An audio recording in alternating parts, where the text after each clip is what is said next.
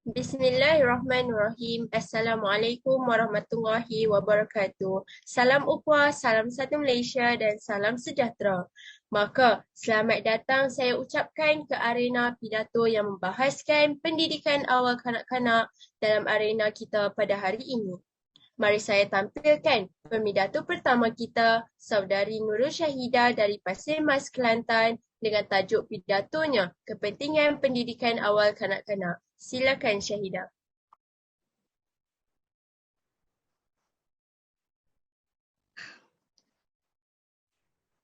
Bismillahirrahmanirrahim. Musim menanam buah tomato, tanam pula di waktu pagi. Kalau tidak kerana pidato, tak akan saya berada di sini. Hubungan sahabat membawa kebaikan, jagalah hubungan usah terlerai. Salam satu Malaysia saya hulurkan kepada warga hadirin pembuka tirai. Assalamualaikum warahmatullahi wabarakatuh dan salam sejahtera untuk kita semua. Terima kasih saudari majlis, para panel penghakiman penuh berkarisma, penjaga masa yang sentiasa peka dengan detiknya, para peserta yang saya kagumi, serta hadirin dan hadirat yang saya kasihi sekalian. Hadirin yang dikasihi, tajuk pidato saya pada hari ini ialah sebab pentingnya pendidikan awal kanak-kanak. Sebagai pembuka tirai perbincangan yang pertama adalah baik jika kita menyusuri maksud pendidikan awal kanak-kanak. Menurut Persatuan Kebangsaan Pendidikan Awal Kanak-kanak mendefinisikan pendidikan awal kanak-kanak sebagai program berkualiti tinggi yang direka khas untuk kanak-kanak yang dari lahir sehingga berusia 6 tahun. Di Malaysia, pendidikan awal kanak-kanak menggunakan istilah prasekolah, taska, tadika atau tabika yang melibatkan kanak-kanak berumur di bawah 6 tahun. Kanak-kanak di peringkat usia ini akan diajar oleh tenaga pengajar yang mahir dalam suasana pembelajaran yang sesuai dengan usia mereka. Bicara saya yang pertama, sebab pendidikan awal kanak-kanak penting ialah kanak-kanak boleh berinteraksi dengan orang luar selain ahli keluarga mereka. Di sini mereka akan belajar bagaimana untuk bergaul dan membina hubungan yang baik dengan rakan sebaya dan juga guru. Sesebuah pusat pendidikan awal kanak-kanak yang baik akan mewujudkan persekitaran dan suasana yang berkualiti untuk kanak-kanak belajar mengawal dan menstabilkan emosi mereka serta memperkembangkan kemahiran sosial mereka. Pendidik juga akan menggalakkan kanak-kanak menyelesaikan masalah yang dihadapi mereka sendiri dan pendidik hanya akan mencampur tangan sekiranya kanak-kanak memerlukan bantuan. Ini bermakna pendidik memberi peluang kepada kanak-kanak belajar bagaimana menyelesaikan masalah sendiri tanpa perlu bergantung terhadap orang lain. Selain itu, pendidikan awal kanak-kanak mampu memperkembangkan kemahiran komunikasi dan kognitif kanak-kanak. Untuk pengetahuan semua, kanak-kanak yang berumur 3 hingga 5 tahun, kosakatanya atau perbendaharaan katanya akan meningkat dari 900 perkataan ke 2,500 perkataan. Oleh itu, prasekolah dan tadika adalah persekitar yang terbaik untuk meningkatkan kemahiran komunikasi kanak-kanak. Hal ini kerana persekitaran yang baik akan memberi sokongan kepada kanak-kanak untuk berinteraksi dengan bertanya soalan yang dapat merangsang fikiran mereka. Mereka juga mempunyai banyak peluang untuk berkomunikasi dalam aktiviti bercerita, menyanyi dan ketika aktiviti seni, sains dan lain-lain. Dari situlah perbendaharaan kata mereka dapat ditingkatkan dengan cemerlang. Dan secara tidak langsung, kemahiran kognitif mereka turut berkembang melalui penglibatan dalam pelbagai aktiviti yang membolehkan kanak-kanak memerhati dan berfikir, seterusnya bertanyakan soalan sekiranya mereka tidak memahami. Hadirin yang dihormati sekalian, pendidikan awal kanak-kanak juga mampu merangsangkan serta memperkembangkan kemahiran fizikal. Prasekolah dan tadika akan menyediakan pelbagai aktiviti yang boleh mengajar kanak-kanak kemahiran psikomotor halus, iaitu melibatkan pergerakan otot kecil serta Psikomotor kasar yang melibatkan pergerakan fizikal otot yang besar.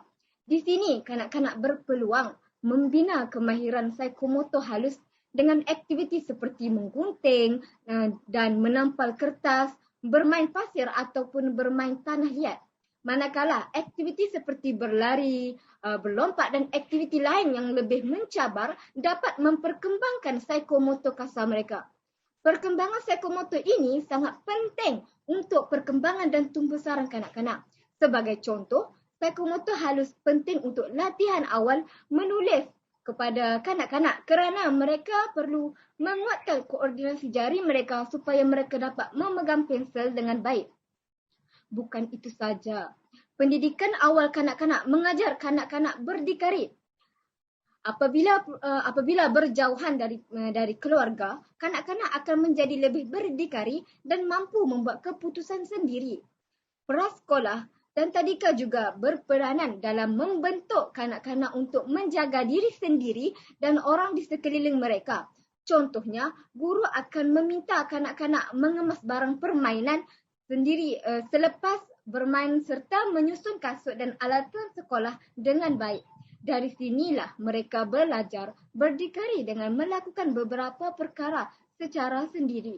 Seterusnya, hal ini dapat meningkatkan keyakinan diri kanak-kanak.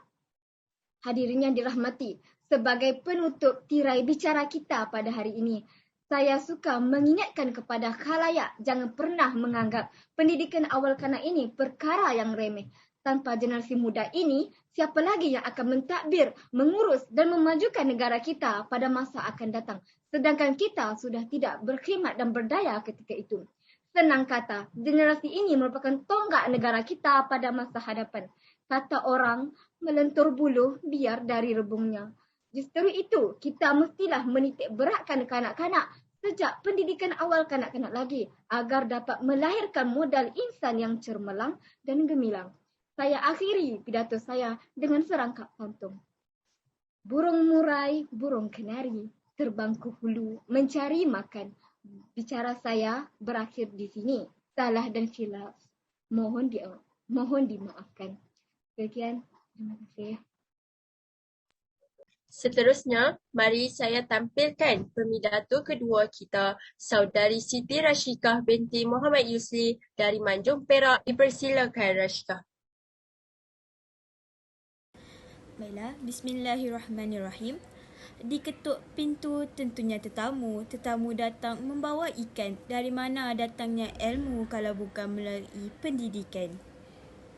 Terima kasih yang berbahagia saudari pengerusi majlis, kombinasi para juri yang arif lagi bijaksana sebagai penegak keadilan, penjaga masa yang budiman dan seterusnya hadirin hadirat yang dikasihi sekalian. Assalamualaikum warahmatullahi wabarakatuh dan salam satu Malaysia pembuka bicara. Pendidikan amat signifikan dalam mencanai rakyat yang berkognitif. Rakyat yang berilmu ialah rakyat yang akan mendapat pekerjaan yang baik dengan gaji lumayan di samping modus hidupnya yang lebih baik. Atas pedoman yang sama, maka berdirinya saya pada petang yang berbahagia ini tidak lain dan tidak bukan untuk menyampaikan pidato yang berbunyi faktor keberkesanan kurikulum pendidikan awal kanak-kanak. Baiklah, sebelum lancang menuju ke muara, sebelum kata membelah bicara, sebelum isi menyusul hujah, izinkan saya mendefinisikan frasa yang membina tajuk pidato agar hadirin terbuka minda, agar hakim tidak terpinga-pinga dan saya petah berkata-kata. Kurikulum pendidikan awal kanak-kanak atau lebih spesifik iaitu kurikulum standard prasekolah kebangsaan telah dibentuk berteraskan kepada falsafah pendidikan kebangsaan. Penekanan diberi kepada bahasa merentas semua tunjang kerana penguasaan bahasa amat penting dalam proses pembelajaran. Baiklah, persoalannya, apakah faktor-faktor penting dalam keberkesanan pelaksanaan kurikulum pendidikan awal kanak-kanak? Hadirin sekalian, keberkesanan pelaksanaan kurikulum bergantung kepada beberapa faktor yang penting. Antara faktor-faktor tersebut ialah yang pertama, Ilmu dan kandungan kurikulum. Seperti mana yang telah ditakrifkan, kurikulum merupakan panduan perancangan pelaksanaan matlamat dan falsafah. Sehubungan itu, ilmu dan kandungan dalam sesuatu kurikulum mestilah bertepatan dan sesuai dengan kehendak individu, kehendak negara dan kehendak sejagat. Dalam hal ini, kandungan kurikulum pendidikan awal kanak-kanak perlulah memenuhi kehendak dan keperluan serta perkembangan awal kanak-kanak. Kandungan kurikulum prasekolah misalnya mengandungi beberapa tunjang yang diperjelaskan menerusi objektif khusus. Namun, justifikasi tentang keberkesanan pelaksanaan kurikulum dan kaedah pengaplikasian dalam bilik darjah masih boleh dipertikaikan. Ini adalah antara isu yang sering diketengahkan oleh sesetengah pihak berkaitan ilmu dan kandungan kurikulum yang sewajarnya disepadukan menerusi semua tunjang. Yang kedua, kemahiran guru. Guru atau pendidik memainkan peranan utama sebagai pelaksana kurikulum. Keberkesanan kurikulum amat bergantung kepada dedikasi seorang guru atau pendidik. Justru, guru perlu menguasai pelbagai kemahiran dalam ilmu pedagogi dan psikologi, mengaplikasikan pelbagai pendekatan dan teknik pengajaran dan pembelajaran, kemahiran teknologi maklumat dan komunikasi, penyelesaian masalah, kemahiran melakukan penyelidikan, pengurusan ruang, kemahiran berfikir dan sentiasa berusaha meningkatkan penguasaan ilmu serta kecerdasan pelbagai. Dalam erti kata lain, cabaran terhadap tugas dan tanggungjawab seorang guru amat tinggi. Oleh itu, guru atau warga pendidik dituntut agar sentiasa mengamalkan prinsip pembelajaran sepanjang hayat. Hadirin yang dihormati sekalian, faktor yang ketiga iaitu sumber dan murid. Bahan dan peralatan merupakan salah satu aspek yang mempengaruhi keberkesanan pelaksanaan kurikulum. Guru perlulah memahami dengan jelas keperluan bahan dan peralatan yang bersesuaian dengan kehendak kurikulum. Kesesuaian bahan dan peralatan dari segi aktiviti, pembelajaran dan pengajaran, termasuklah keselamatan penggunaannya kepada murid merupakan faktor utama dalam menentukan keberkesanan melaksanakan sesuatu kurikulum. Setiap sumber yang dipilih pula mestilah bersesuaian dengan keperluan murid. Bahan dan aktiviti yang disusun akan memberikan kesan kepada proses pembelajaran murid. Ianya secara langsung mempengaruhi keberkesanan pelaksanaan kurikulum. Balai yang keempat, premis persekitaran premis yang kondusif mendorong aktiviti PDP berjalan dengan lancar turut menyumbang kepada keberkesanan dalam pelaksanaan kurikulum. Pengurusan dalam bilik darjah serta pengurusan luar bangunan yang selamat dan sistematik akan menggalakkan kesediaan pembelajaran seterusnya mempengaruhi tingkah laku murid. Hasil kajian terdahulu telah mendapati bahawa murid yang berkelakuan mengikut keadaan yang bersesuaian dengan reka bentuk persekitaran. Baiklah, hadirin dan hadirat yang saya hormati sekalian, yang kelima, kurikulum berpusat. Kurikulum disediakan oleh Bahagian Pembangunan Kurikulum Kementerian Pembelajaran Malaysia yang secara berpusat. KSPK ataupun Kurikulum Standard Prasekolah Kebangsaan digubal khusus untuk kanak-kanak yang berusia 4 hingga 6 tahun dan menjadi rujukan wajib kepada guru-guru prasekolah seperti yang telah dinyatakan dalam Akta Pendidikan 1996. Sudah terang lagi bersuluh secara izharnya, keberkesanan pelaksanaan kurikulum bergantung kepada faktor-faktor yang telah saya nyatakan sebentar tadi. Faktor-faktor ini adalah sangat penting. Apabila kesemua ini diadu bersama, maka pelaksanaan kurikulum akan berkesan sekaligus menjayakan hasrat melahirkan modal insan yang berminda kelas pertama seiring dengan hasrat kerajaan merintis peluang yang lebih luas ke arah keberhasilan rakyat yang berpendidikan tinggi dan berdaya saing di bawah Pelan Pembangunan Pendidikan Negara 2013 hingga 2025 ini. Baiklah, sebelum saya akhiri pidato saya, izinkan saya menyampaikan serangkap pantun, iaitu pergi ke pasar menjual sayur hasil dari kebun.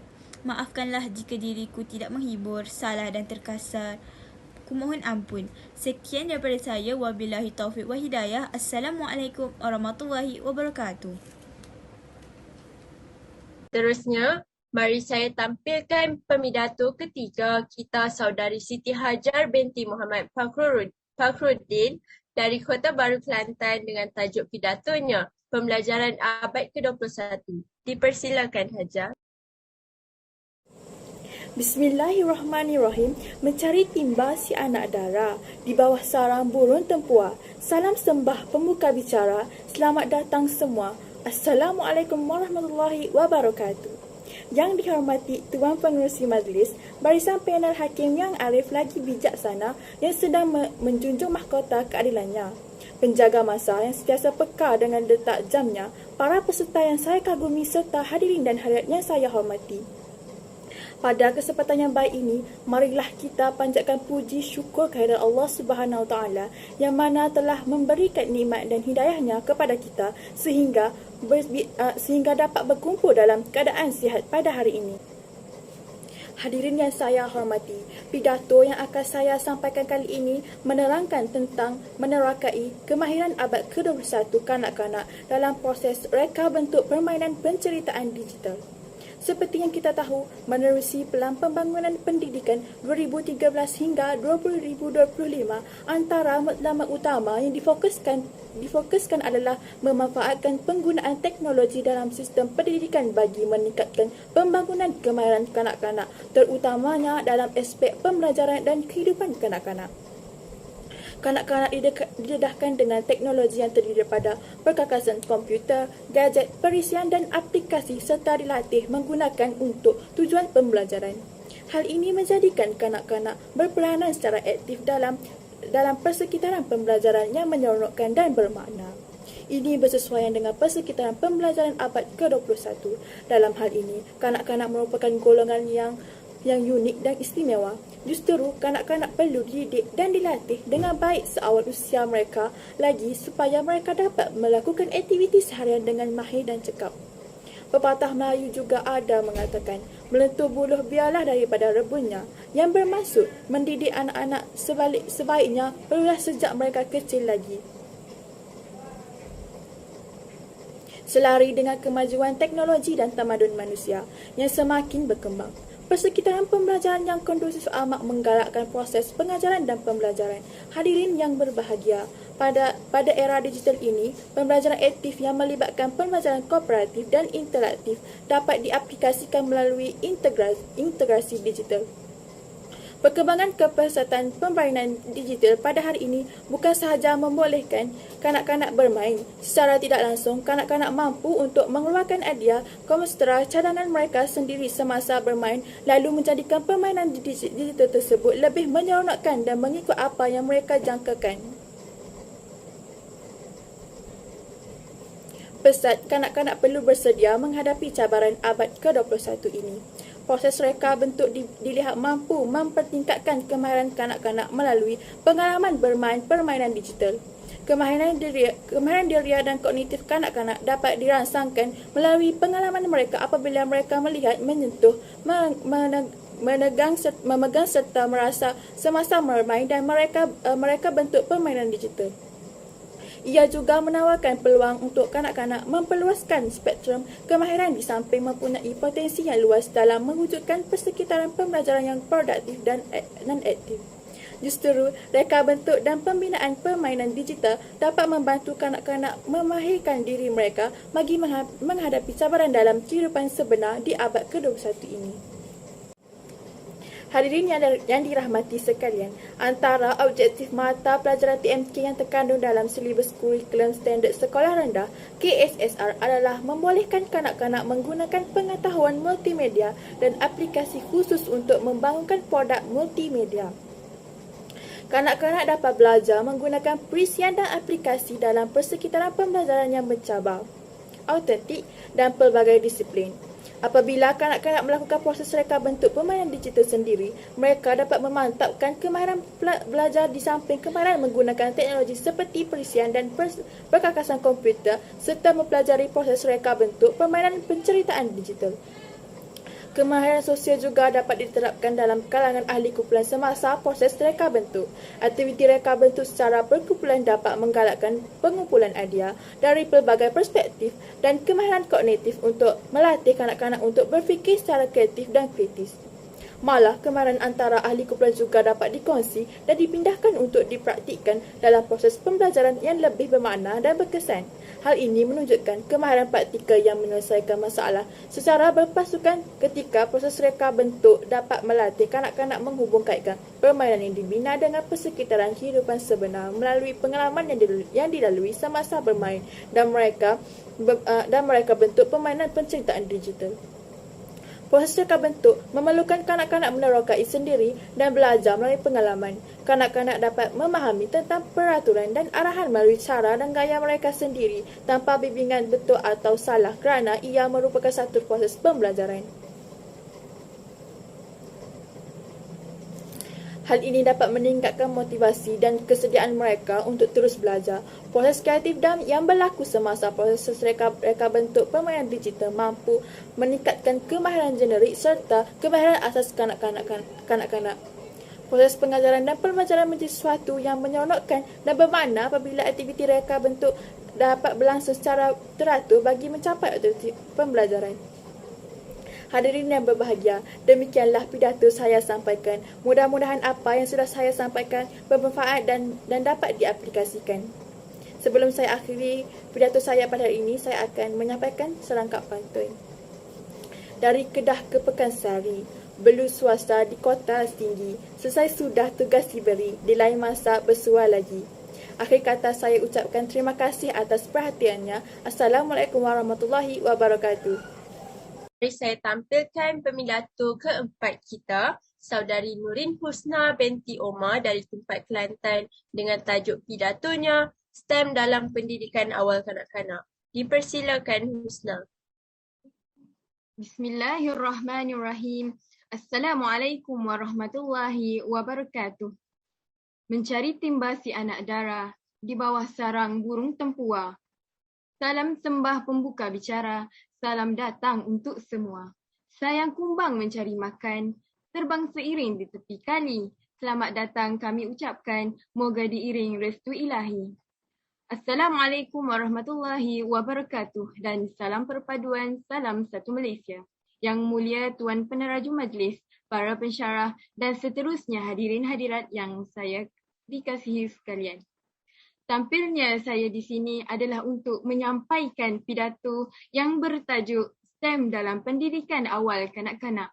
Hadirin yang dihormati sekalian, STEM yang ingin saya bahaskan pada hari ini bukanlah benda yang dilekatkan di sampul surat, tetapi ia adalah akronim kepada sains, teknologi, kejuruteraan, engineering dan matematik. STEM adalah satu subjek mega yang mengintegrasikan keempat-empat disiplin ilmu menjadi satu subjek yang lebih sesuai dan relevan untuk diajar di sekolah kerana STEM menekankan elemen practicality dan reality. Memang diakui benar bahawa kanak-kanak lebih suka belajar jika mereka dapat menghubungkan pelajaran itu dengan persekitaran dan kehidupan mereka sehari-hari. STEM membolehkan kanak-kanak belajar sains, matematik, mengguna teknologi dan mereka cipta teknologi.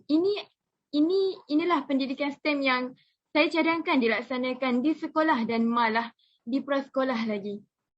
Tuntasnya, tajuk saya pidato pada hari ini bakal menyingkapkan betapa pentingnya STEM sebagai asas dalam merealisasikan kanak-kanak yang cemerlang dan seimbang. Hadirin sekalian, Kementerian Pendidikan Malaysia 2015 menyebutkan bahawa pendidikan STEM bermaksud menggabungkan semua bidang pengetahuan STEM dalam proses pengajaran dan pembelajaran yang dimulai daripada peringkat sekolah untuk memupuk minat generasi masa sekarang dalam menekuni bidang pendidikan STEM. Winarni et al. 2016 dalam kajiannya membahas bahawa dalam pendidikan STEM memberikan peluang kepada pelajar untuk mengembangkan kreativiti mereka semasa berusaha dalam menyelesaikan suatu permasalahan.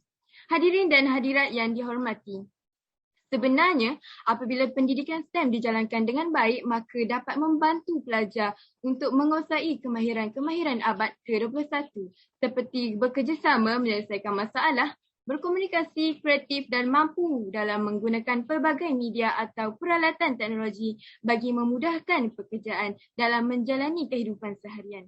Ada para tokoh pada tahun 2014 berpendapat bahawa pemikiran STEM dapat menjadikan pelajar lebih mampu dalam berfikir secara kreatif dan logis yang akhirnya menjadikan mereka seseorang yang aktif dan dapat memberikan manfaat bagi masyarakat dalam menyelesaikan pelbagai masalah kehidupan. Masyarakat global pada zaman ini memiliki pelbagai minat dalam bidang teknologi. Namun masih terdapat juga ramai guru prasekolah yang kurang memberikan tumpuannya kepada teknologi ataupun kejuruteraan untuk peringkat awal kanak-kanak. Mereka lebih tertarik hanya dengan bidang sains serta matematik.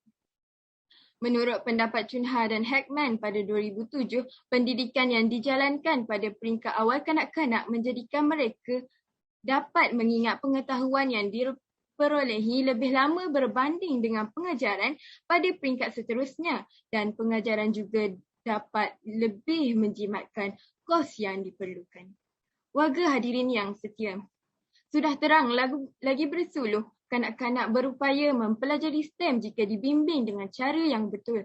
Jika kanak-kanak ini teruja untuk belajar STEM, maka dianggarkan pelaksanaan STEM di peringkat sekolah dan sekolah rendah akan lebih menarik dan memberikan keseronokan belajar kepada murid-murid, terutama belajar sains dan matematik dalam konteks aplikasi sebenar. Apa yang penting ialah kemahuan guru itu untuk berubah dan belajar sesuatu yang baru untuk disampaikan pula kepada pelajar mereka di bilik darjah. Justru, STEM dapat meningkatkan pengetahuan, kemahiran dan sikap pelajar terhadap mata pelajaran sains dan matematik bagi merealisasikan anjakan 1 dalam Pelan Pembangunan Pendidikan 2013 hingga 2025, iaitu memperkukuhkan pendidikan STEM di sekolah. Maka pendidik perlulah mula membinasakan diri dengan projek-projek STEM dan membaca mengenai STEM untuk membina atau menambah pengetahuan dan pemahaman yang tepat tentang STEM. Kejayaan pelaksanaan sesuatu perubahan dalam sistem pendidikan adalah bergantung kepada guru sendiri yang mahu berubah. Seterusnya, harapan untuk semua pihak yang memiliki peranan dan meningkatkan kualiti pendidikan, terutama peringkat prasekolah, agar dapat berusaha memahami cabaran-cabaran guru secara mendalam sehingga dapat memberikan perhatian dengan langkah membantu guru dalam meningkatkan kemampuan mengajar, terutama dalam bidang STEM. Akhir kata, bunga dedap di atas para, anak dusun pasang pelita, kalau tersilap tutur bicara, jemari disusun maaf dipinta. Di atas dahan burung tempua, melihat rusa tepi perigi, salam perpisahan untuk semua, di lain masa bersua lagi. Sekian, terima kasih. Assalamualaikum warahmatullahi wabarakatuh. Pemidato terakhir kita, saya tampilkan saudari Siti Nabihah binti Muhammad Syahari dari balik Pulau Pinang dengan tajuk pidatonya Faedah Bermain dalam Perkembangan Kanak-kanak. Dipersilakan Nabihah. Bismillahirrahmanirrahim. Assalamualaikum warahmatullahi wabarakatuh. Yang dihormati Tuan Pengerusi Majlis, barisan panel hakim yang arif lagi bijaksana, penjaga masa yang sentiasa peka dengan detak jamnya, para peserta yang sangat kagumi, serta hadirin dan hadirat yang saya hormati sekalian. Tampilnya saya dalam arena pidato ini untuk memperkatakan yang bertajuk Faedah Bermain dalam Perkembangan Kanak-kanak Prasekolah. Sebelum gelanggang dibuka, dengar dahulu paluan Nurbana. Sebelum kata meningkah bicara, dengarkan dulu kupasan tajuknya. Kenapa kaedah bermain memberi faedah dalam perkembangan kanak-kanak prasekolah? Menurut Freud 1920, bermain merupakan aktiviti semula jadi kanak-kanak. Semasa bermain, kanak-kanak berasa bebas, riang dan puas hati. Fikiran mereka menjadi lebih tenang dan dapat melakukan aktiviti dengan lebih baik. Hadirin dan hadirat yang dihormati sekalian, bermain adalah merupakan satu aktiviti yang penting dalam perkembangan kanak-kanak dan kritikal untuk seseorang kanak-kanak mencapai potensi diri mereka yang sepenuhnya. Bermain merupakan aspek penting untuk perkembangan kanak-kanak kerana ia menyumbang kepada perkembangan kognitif, fizikal, sosial dan kesihatan emosi mereka. Melalui bermain, ibu bapa berpeluang untuk turut serta dalam aktiviti anak-anak mereka. Hal ini sekaligus memberi peluang kepada ibu bapa untuk melibatkan diri dalam membantu anak-anak untuk berkembang dalam pembelajaran. Kita sedia tahu bahawa kanak-kanak sangat memerlukan sokongan serta dorongan daripada ibu bapa dalam pembelajaran. Jadi, kita dapat lihat betapa penting peranan serta penglibatan ibu bapa dalam aktiviti bermain ini kepada kanak-kanak.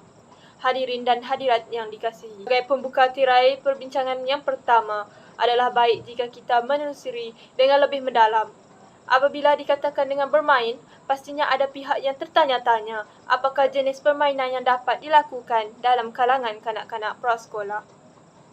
Menurut Spodek 2003, permainan-permainan berikut penting untuk perkembangan fizikal, psikomotor, kognitif, efektif dan juga emosi kanak-kanak. Terdapat 6 jenis permainan. Jenis permainan yang pertama ialah bermain dengan pasir dan penyodok. Permainan dapat memastikan kanak-kanak belajar mengenai sifat semula jadi elemen-elemen seperti pasir, air dan udara, sekaligus mengembangkan motor halus kanak-kanak.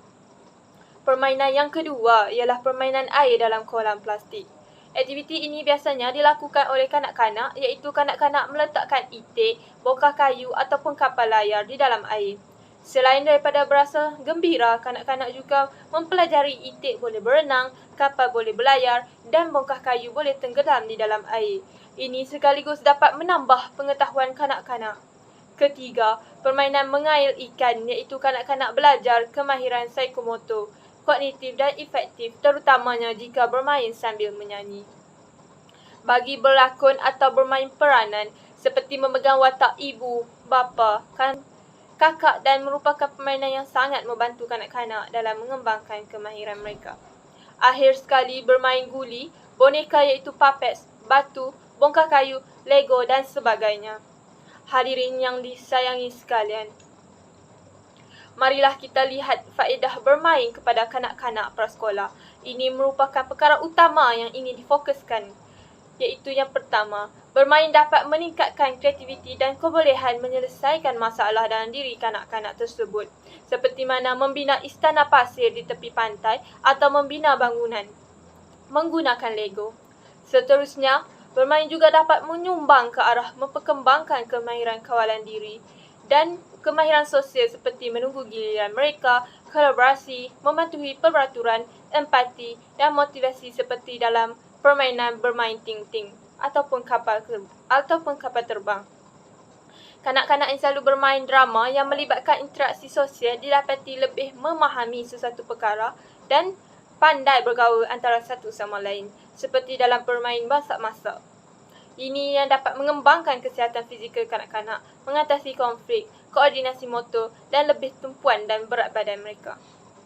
Oleh yang demikian, jika guru-guru mengajar kanak-kanak menggunakan bahan berkaitan bahasa atau kesusasteraan seperti kemahiran berbahasa, membaca dan menulis kepada kanak-kanak, kanak-kanak yang melakukan sesuatu cerita atau peristiwa akan lebih memahami sesuatu.